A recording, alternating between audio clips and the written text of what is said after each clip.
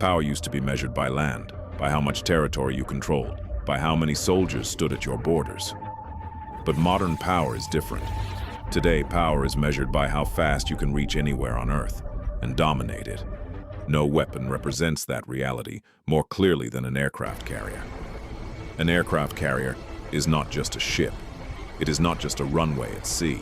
It is a mobile nation carrying its own air force, intelligence systems, missile defenses, hospitals, command centers, and nuclear power plants. And among all aircraft carriers ever built, one stands above all others. Today, we explore the most powerful aircraft carrier in the world, a warship so advanced that its mere presence can change global politics. This is the story of the USS Gerald R. Ford, CVN-78, why aircraft carriers rule modern war. To understand why aircraft carriers matter, we must understand modern warfare. Modern wars are decided before soldiers ever meet. They are decided in the air, the sea, space. The electromagnetic spectrum control the skies, and the war is already half over.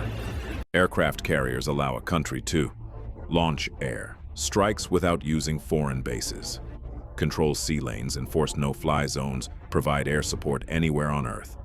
Unlike land bases, aircraft carriers move. They do not ask permission. They do not depend on allies. They arrive silently and stay as long as needed. That is why aircraft carriers are called the ultimate tools of power projection.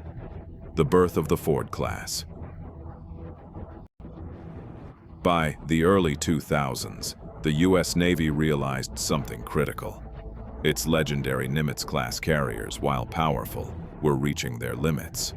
Modern threats had evolved. Hypersonic missiles, stealth aircraft, cyber warfare, electronic attacks, long-range precision weapons. The future battlefield demanded a new kind of carrier. Not just bigger, but smarter, faster, more automated, and future-proof. Thus began the Ford-class program. Its goal was ambitious: build the most powerful, most advanced aircraft carrier ever conceived. No compromises, no shortcuts.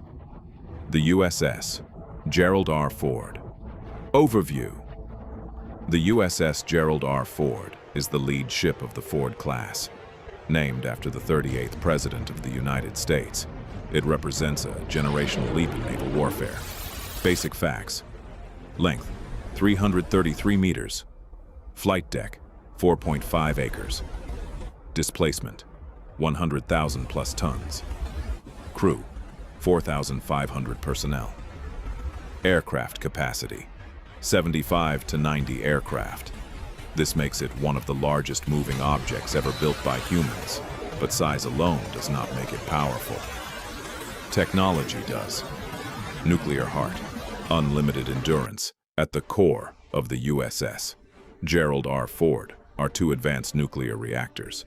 These reactors provide massive electrical power, continuous propulsion energy for advanced weapons and systems. Unlike conventional ships, no refueling for 25 years, no reliance on fuel supply lines, no operational range limit. The carrier can operate non-stop for decades. This nuclear power also enables future upgrades. Directed energy weapons, laser defenses, advanced radar systems. The Ford class was designed for wars that haven't even started yet. AIR wing, the real weapon. The true power of an aircraft carrier lies above its deck. The USS Gerald R. Ford carries an air wing stronger than many national air forces. Typical air wing includes F-35C Lightning II, fifth-generation stealth fighter, radar-evading design, sensor fusion, network-centric warfare. The F-35C doesn't just fight. It sees everything and shares data across the battlefield. F/A-18, E/F, Super Hornet. Multi-role fighter, air-to-air combat, precision ground strikes, maritime attack, liable, deadly, and battle-tested. E-2D Hawkeye, flying radar station, detects threats hundreds of kilometers away, coordinates entire air battles. This aircraft turns the carrier into a command hub in the sky.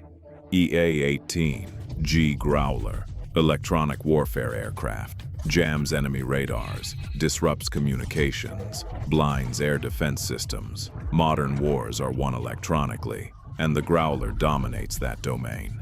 MH-60 helicopters, anti-submarine warfare, search and rescue, logistics, surveillance. Together, this air wing can destroy enemy fleets, cripple air defenses, control airspace, support ground invasions, all without touching land. Older carriers used steam catapults, powerful but outdated.